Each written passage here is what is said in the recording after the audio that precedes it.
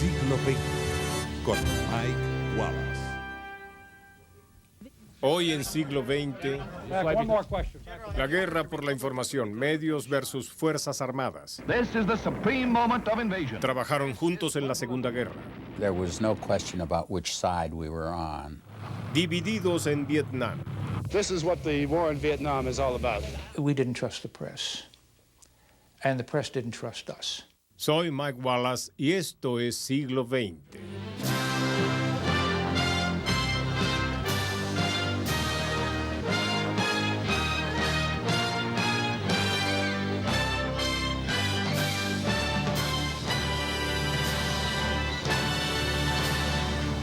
Siglo XX con Mike Wallace.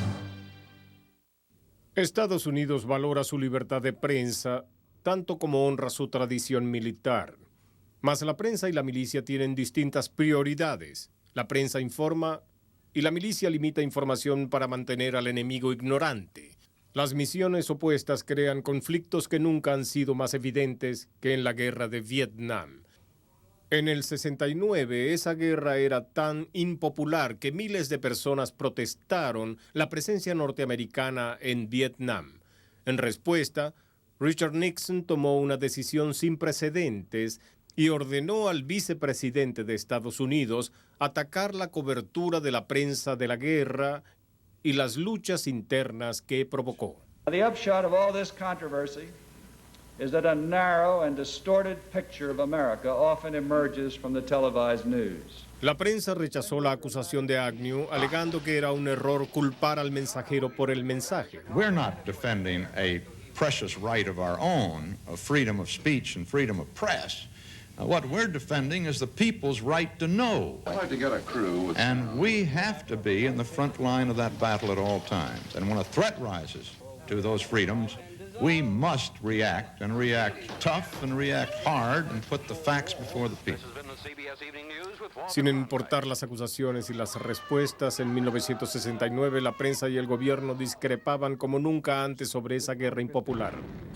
When Winston Churchill rallied public opinion to stay the course against Hitler's Germany, he didn't have to contend with a gaggle of commentators raising doubts about whether he was reading public opinion right or whether Britain had the stamina to see the war through. Es cierto que las relaciones entre la prensa y el ejército habían sido distintas durante la Segunda Guerra Mundial, pero se trataba de una guerra diferente. We all knew what we were fighting for. There was no question about which side we were on. There was no equivocation. And America got itself going like it never had before, never has since. The press and the military want a crusade. This is a crusade for freedom. They were both together on the same frequency. It's the high point of the relationships.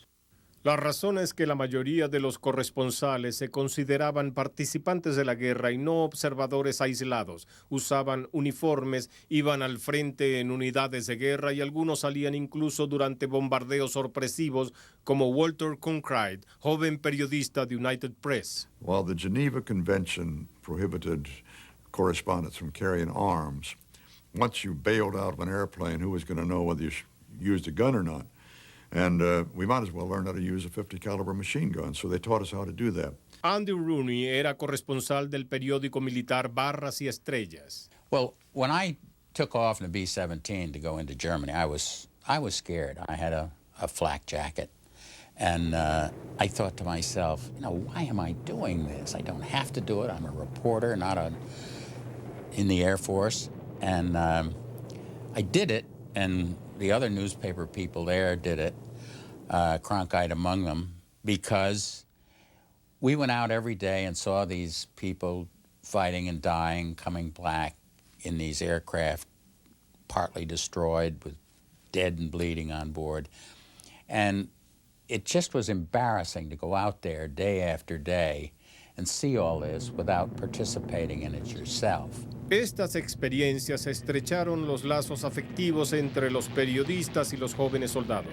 Querían que sus amigos en su país vieran lo que ellos vieron y sintieran lo que sintieron. Para eso contaban con la radio, una nueva herramienta que les permitía a los periodistas llevar la guerra en vivo a los hogares estadounidenses.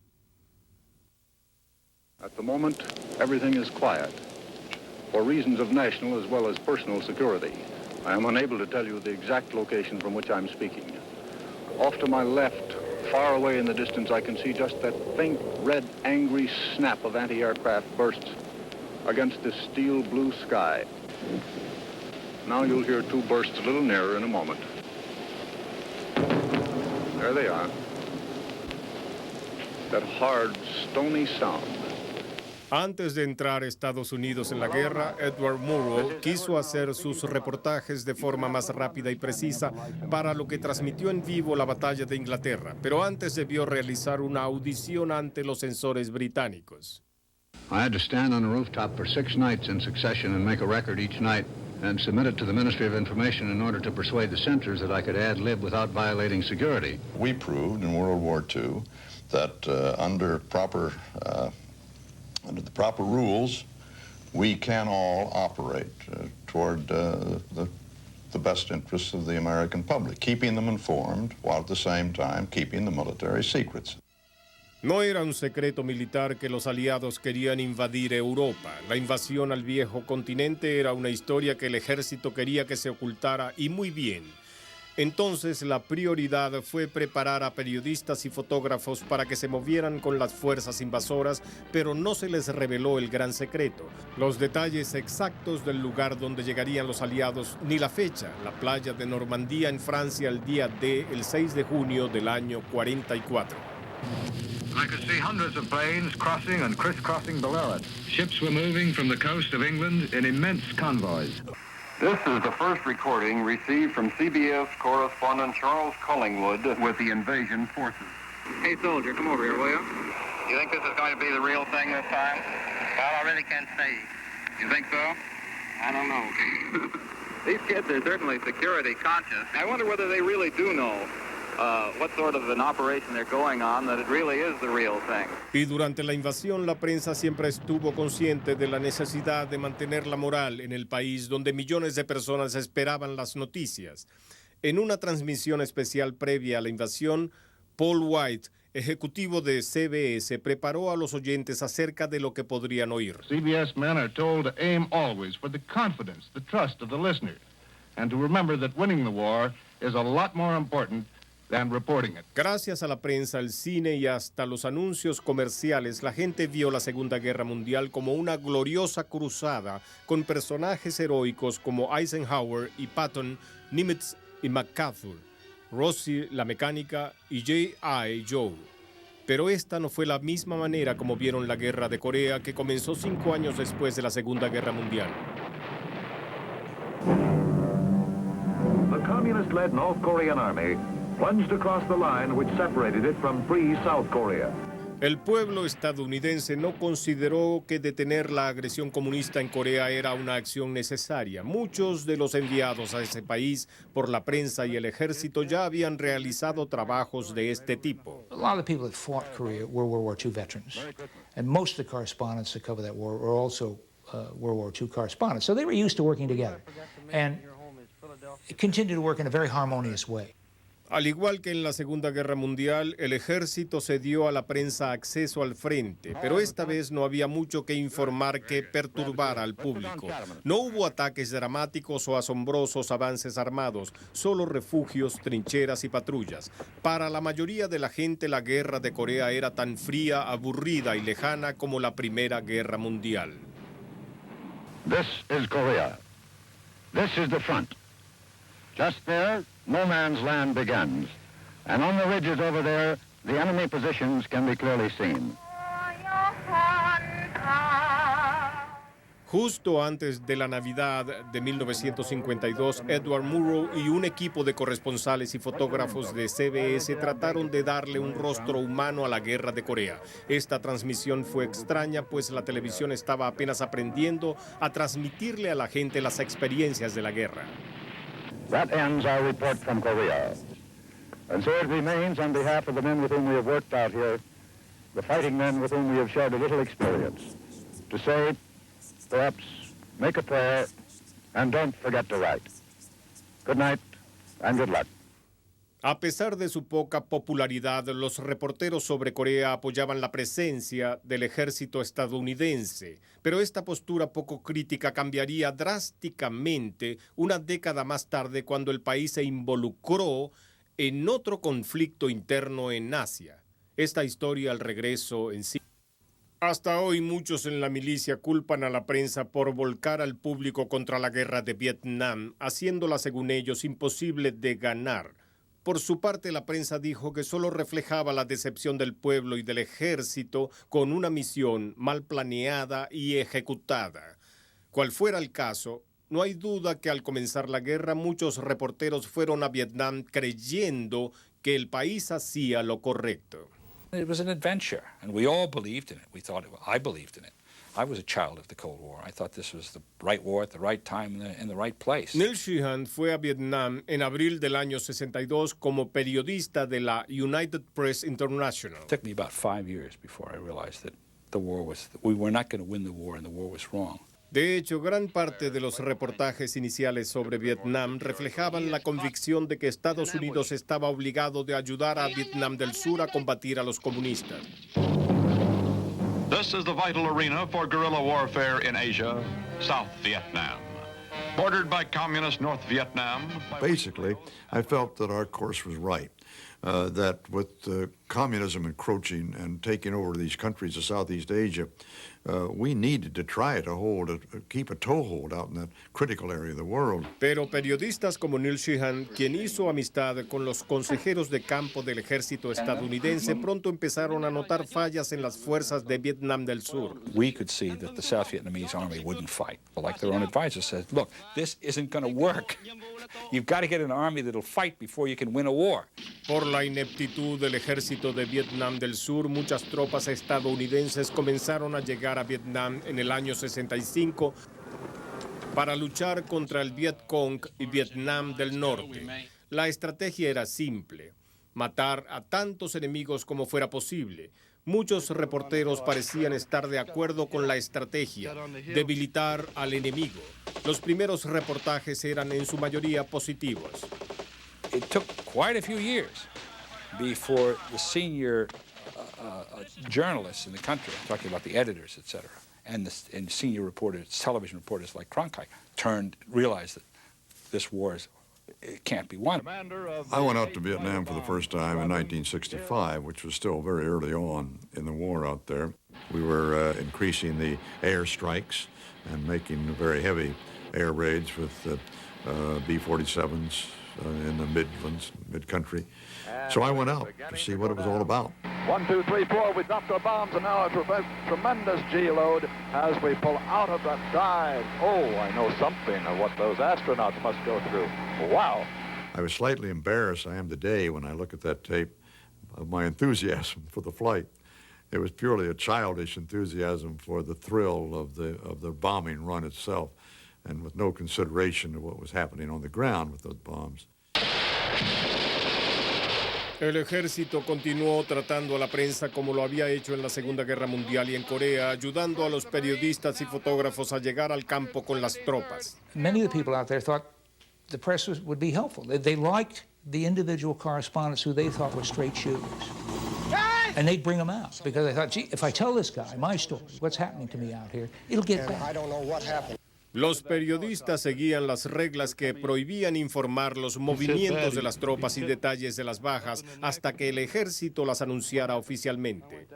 I was advised that the VC had broken contact and left behind 150 bodies. Los informes oficiales de las bajas en Vietnam eran más específicos que los estimados de la Segunda Guerra Mundial porque Vietnam era una guerra de debilitamiento de número de personas muertas que se contabilizaba semanalmente en Saigón. The body counts, the reports of how many we killed were always inflated, wildly inflated. I mean, how could you go out and count the number of people you killed when you're being shot at? I'd be out with a unit, and they'd say, how many KIA, how many, what's the body count? And somebody'd say on the radio, put me down for 50. But when this got upstairs, it became reality. No pasó mucho tiempo antes de que los periodistas notaran que lo que sucedía en el campo no coincidía con las declaraciones del alto mando militar. Esas informaciones con frecuencia molestaban a los generales. Boy, those bullets are close. These junior officers of World War II had become the generals of the 60s. They'd forgotten that you could lose a war. They were very arrogant men. They wouldn't listen to anybody. Ningún reportaje resaltó más la inquietante naturaleza de la guerra ni molestó más al ejército que el realizado por Morley Safer en la villa de Cam Ne en 1965. This is what the war in Vietnam is all about. The old and the very young. The Marines have burned this old couple's cottage because fire was coming from here. It first appeared that the Marines had been sniped at and that a few houses were made to pay. Shortly after, an officer told me he had orders to go in and level the string of hamlets that surrounds Cam Ne village. 150 homes were leveled in retaliation for a burst of gunfire. Today's operation is the frustration of Vietnam in miniature. There is little doubt that American firepower can win a military victory here. But to a Vietnamese peasant whose home means a lifetime of back-breaking labor, it will take more than presidential promises to convince him that we are on his side. I was flabbergasted by that afternoon. This massive firepower going on in this nothing village. Just with no... Even though there was clearly the clear purpose of destroying the village, it didn't have any strategic sense to it, any moral sense, certainly. Morality has nothing to do with it, of course. It just didn't make any sense at all. This was blundering. La historia de Safer tuvo gran repercusión en Washington y Nueva York. I started to get really heavy grilling going on by people back here. You know, but I say people back here, I'm talking about the news division and beyond the news division, right to the top. This was very serious stuff. The president was upset with CBS, and certainly the Pentagon was upset with CBS. La historia de Safer fue una excepción. La mayor parte de la cobertura era positiva, pero por primera vez en la historia se mostraba en la pantalla noche tras noche. Las imágenes de estadounidenses muriendo en una guerra no declarada al otro lado del mundo comenzaron a tener efecto en casa. A finales del 67, 500,000 de soldados estaban en Vietnam y el final estaba lejos. Los estadounidenses empezaron a protestar en las calles por la forma en que Johnson manejaba los asuntos de la guerra. The pressure was staggering. I mean, just think about going to bed at night with kids outside chanting, "Hey, hey, LBJ, how many kids did you kill today?" Hey, hey, LBJ, how many kids you killed today? La mayor parte del público quería creer en las declaraciones de Washington de que las cosas iban bien en Vietnam y que el fin de la guerra estaba cerca. The enemy is not beaten, but he knows that he has met his master in the field. La verdad es que el enemigo no estaba vencido. El Vietcong y Vietnam del Sur desataron una sorprendente ofensiva a principios del 68 durante las tradicionales fiestas asiáticas conocidas como Tet. With a bold series of raids during the last 3 days, the enemy in Vietnam has demolished the myth that Allied military strength controls that country. And the American people were confused. They were confounded by what was going on, even as I was. So I thought, why not go out there and do a first-person story on what I found out. The big guns were going from this side of the river and across over there in the old citadel, across the Perfume River. Small arms fire could be heard through the night. Mortars coming in, jarring our eye teeth as we tried to get a night's rest huddled in one of these empty buildings along this street. Como resultado de los hechos durante el Tet, la brecha entre la prensa y el ejército sobre la guerra se agrandó aún más y llegó a ser enorme. The Pentagon portrayed the Tet of 68 as a terrible defeat for the North Vietnamese, the Viet Cong, and we saw it as a terrible setback to the American effort. I left on an airplane a helicopter that had been, the loaders had been helped by our camera crew in putting the body bags aboard of dead Marines. And I felt this very strongly returning from the combat with a helicopter loaded with body bags. And as I got back and heard the leadership say, no, we've got the Viet Cong on the run, 150, 200,000 more men, and we're really going to finish them off, I couldn't help but think, tell that to the Marines. Tell it to those guys in that chopper.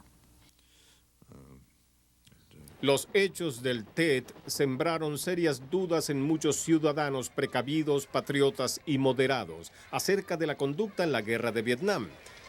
Y no estaban solos. When I came back, we did a documentary, gathered together the reports I'd done out there, but in the conclusion of that, with a full disclaimer that I was now going to give my personal opinion.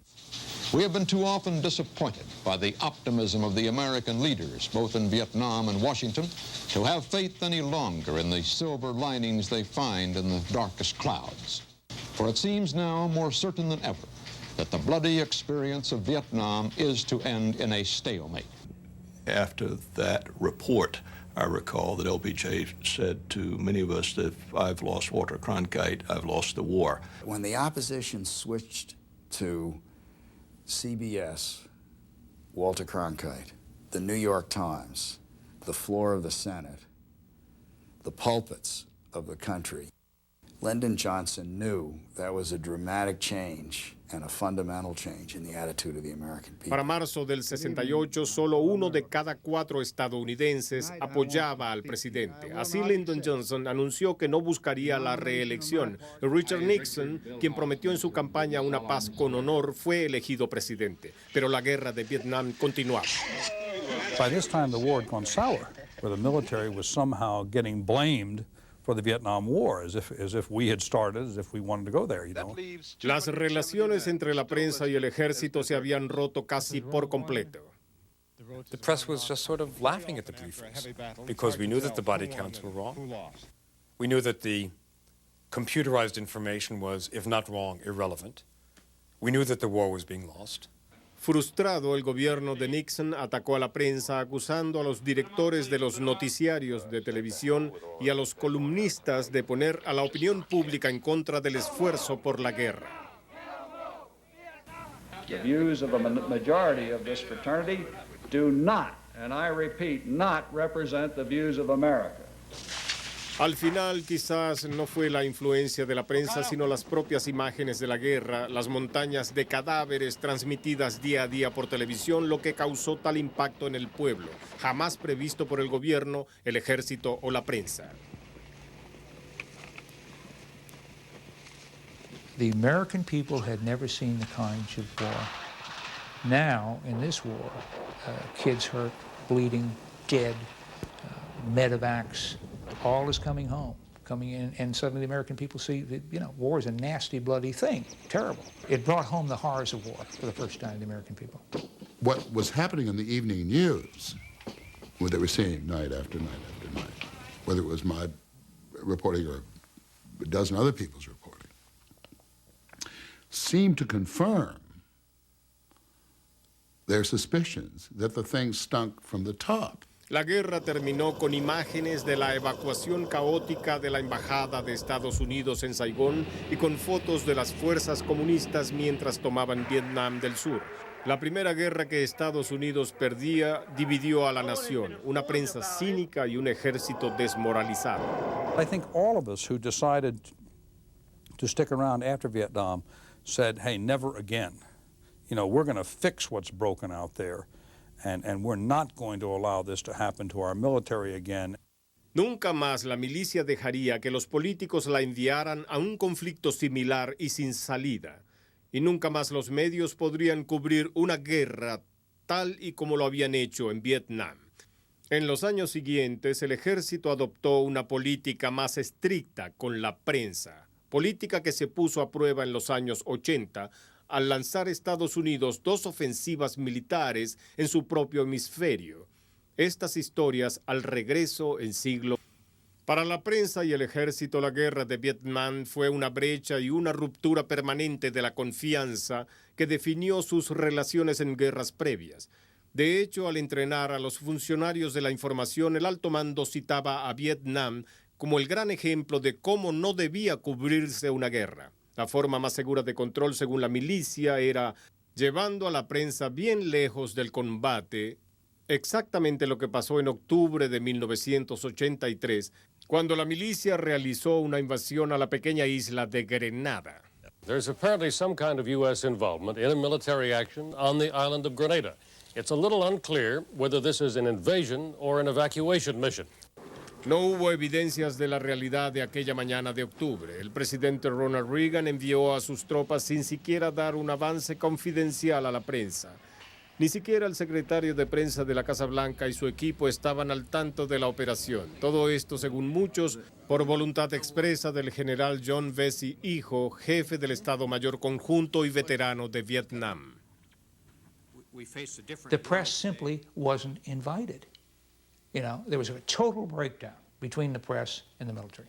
El ejército justificó la exclusión de la prensa para preservar el factor sorpresa y como consecuencia esa mañana la prensa no tuvo información sólida sobre Grenada que transmitirle al pueblo.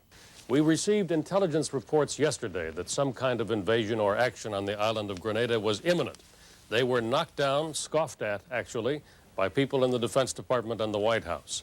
Whatever this was, it was kept well under wraps.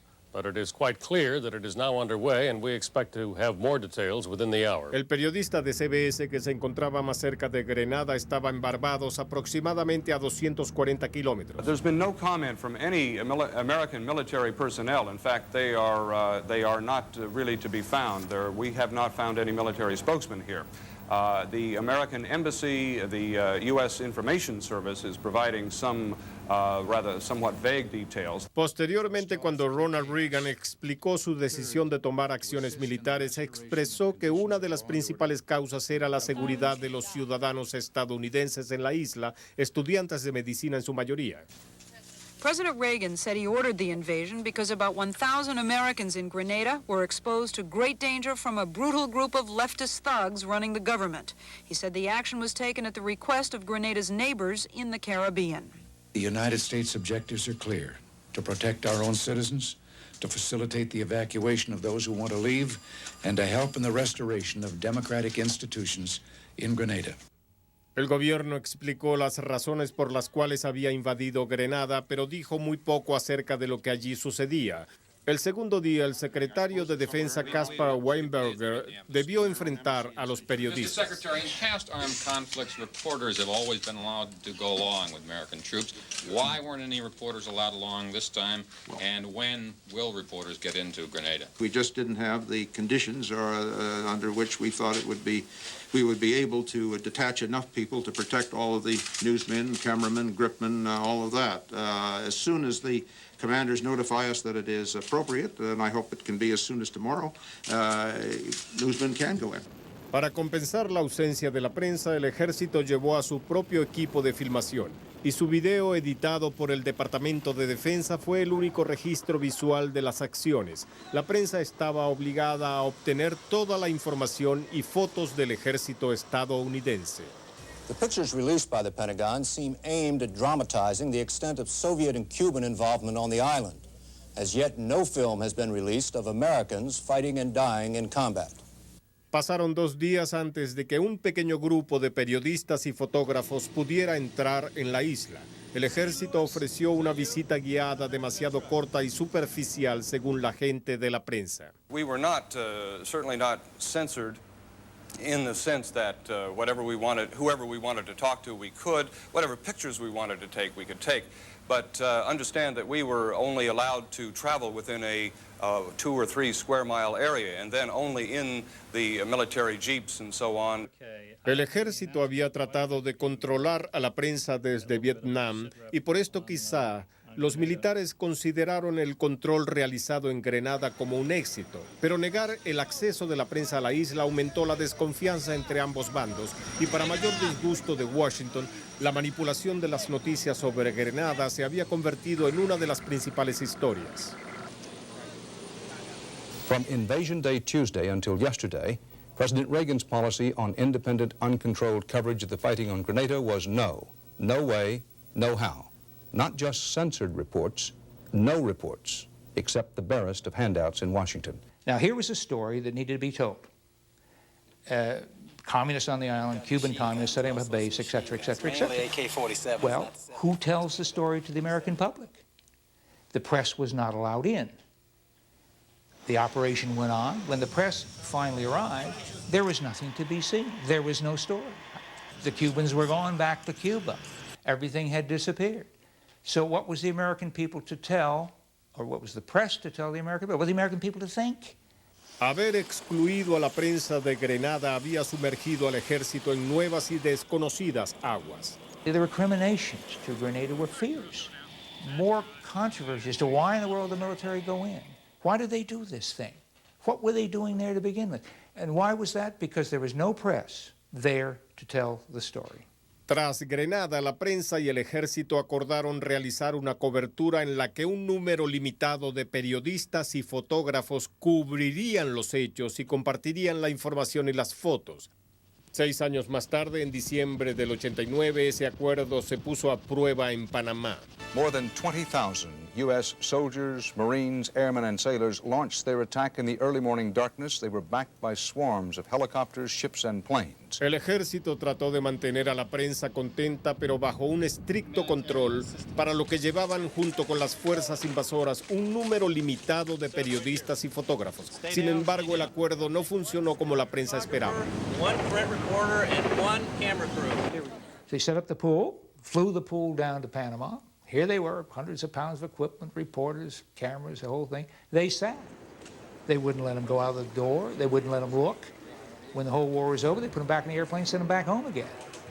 Quien haya decidido mantener a la prensa alejada de los hechos en un hangar no se dio cuenta de que decenas de periodistas y fotógrafos ya estaban en el lugar por su propia cuenta. Sus agencias de noticias los habían enviado a Panamá meses antes para cubrir los disturbios civiles.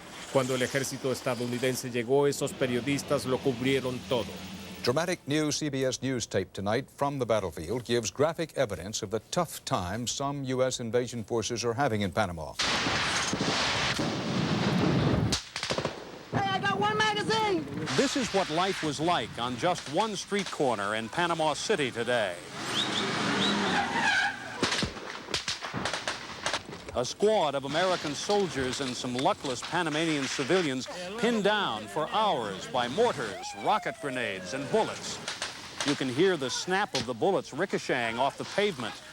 A warehouse down the street explodes in flames.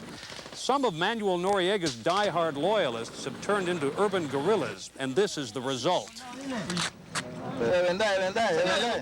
The GIs become instant medics, treating the civilians caught in the open and shot.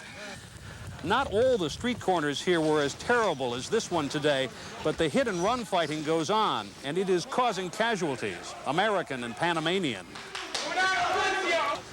Irónicamente, esos periodistas y fotógrafos en Panamá que nunca estuvieron bajo el control del ejército pudieron informar al país acerca de la situación y sus causas. El ejército aprendió una lección.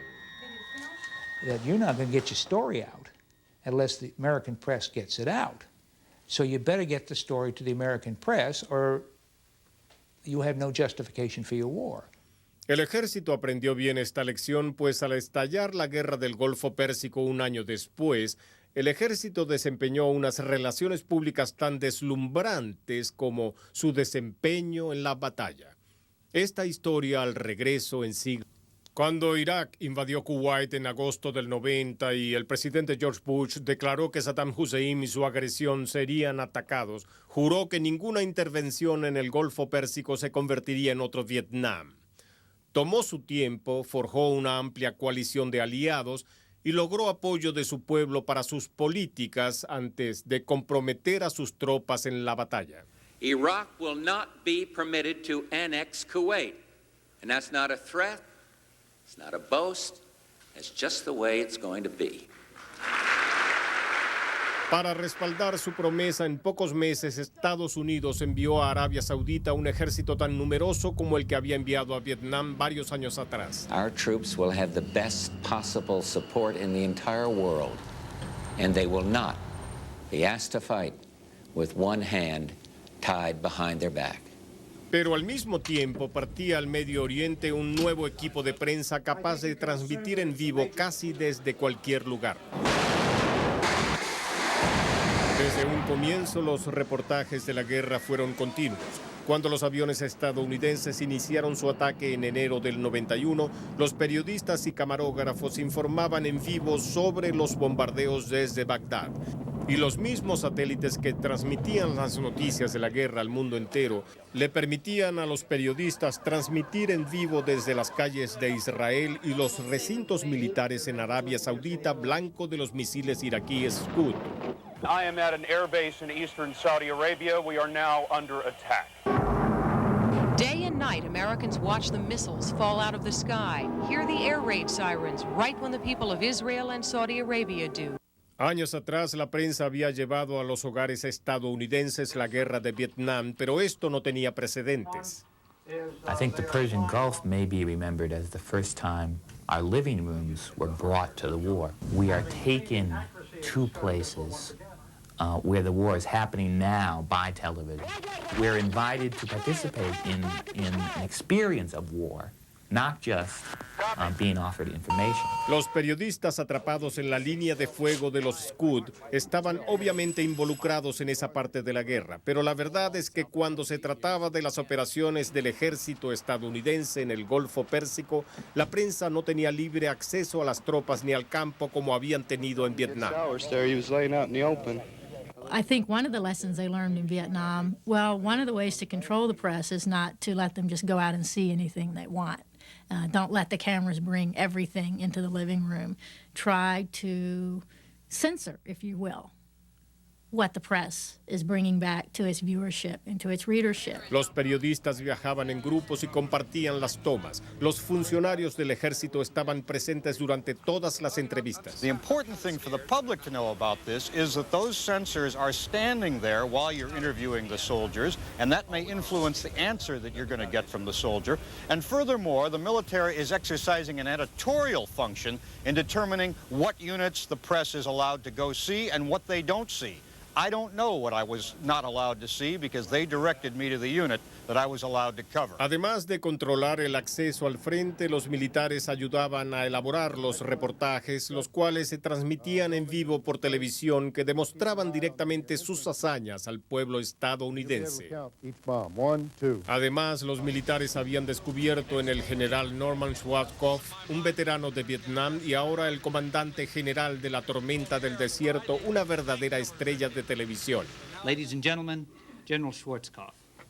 There was a general in his 4-star suit with his big military uniform, and the press was hanging off every word. They loved everything he had to say. They praised him to the heights.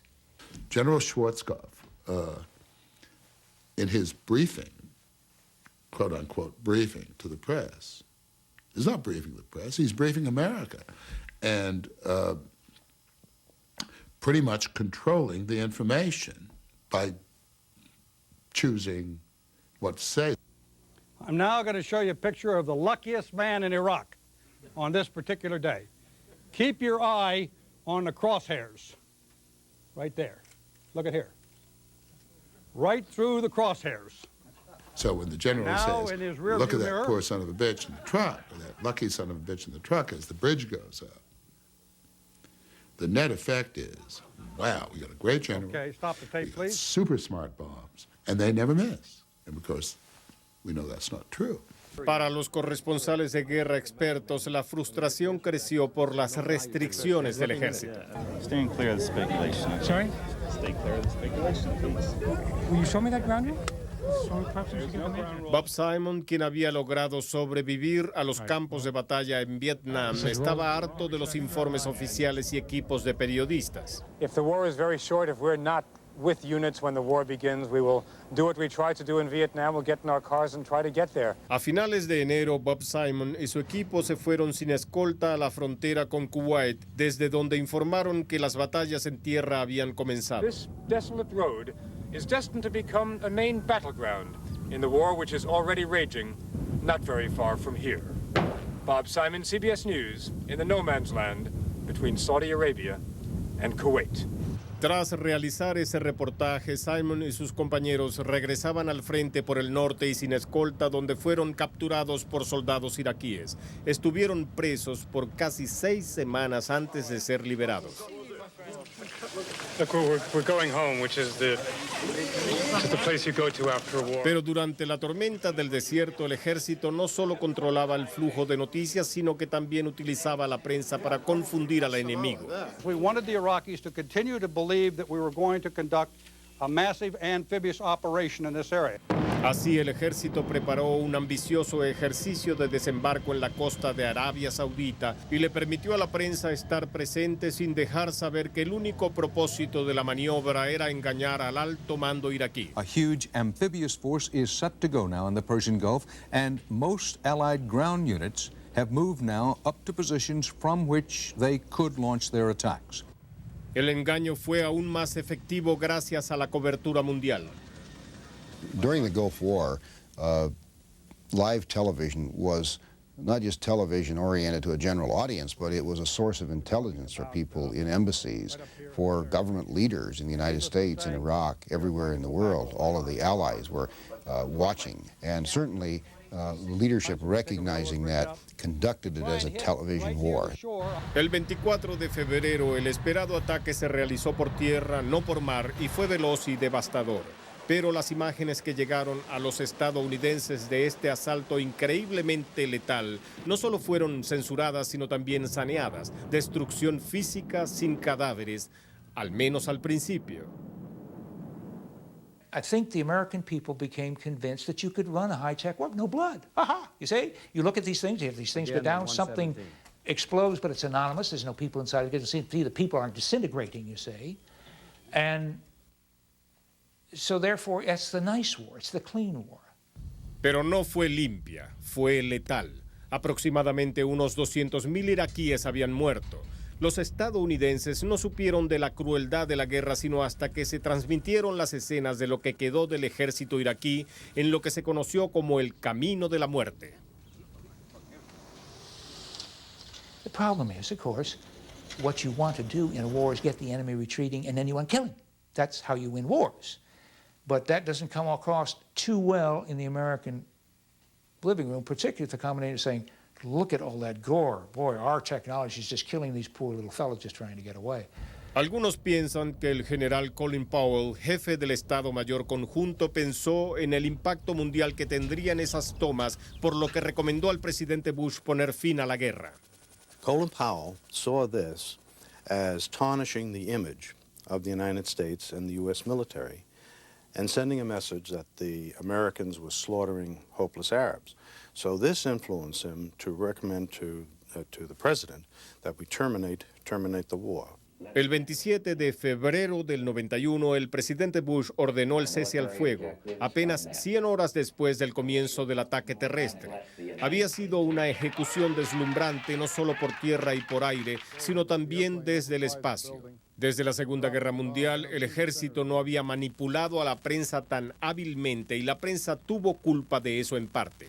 We journalists ourselves, we didn't complain enough. We didn't, in the beginning, say, wait a minute, you can't do that. We didn't make the case strong enough. In the main, and in the end, we went along to get along. Como quiera que sea, estas reflexiones se perdieron tras la grandiosa bienvenida que Estados Unidos dio a sus nuevos héroes, las tropas de tormenta del desierto. La aplastante victoria en la Guerra del Golfo ayudó a restablecer el prestigio del ejército y quizá también puso fin a lo que se conocía como el síndrome de Vietnam, el recuerdo más doloroso sobre la falla más terrible en la historia de las Fuerzas Armadas. Algunas reflexiones sobre el ejército y la prensa al regreso en Siglo El ejército justifica su extrema sensibilidad ante la libre cobertura de prensa, alegando que hace peligrar la vida de sus tropas. Por ejemplo, un dicho famoso en la Segunda Guerra Mundial era: si hablamos, nos hundimos. Aunque la principal obligación de un líder es con su tropa, muchos jefes militares reconocen la labor legítima de la prensa como medio de información.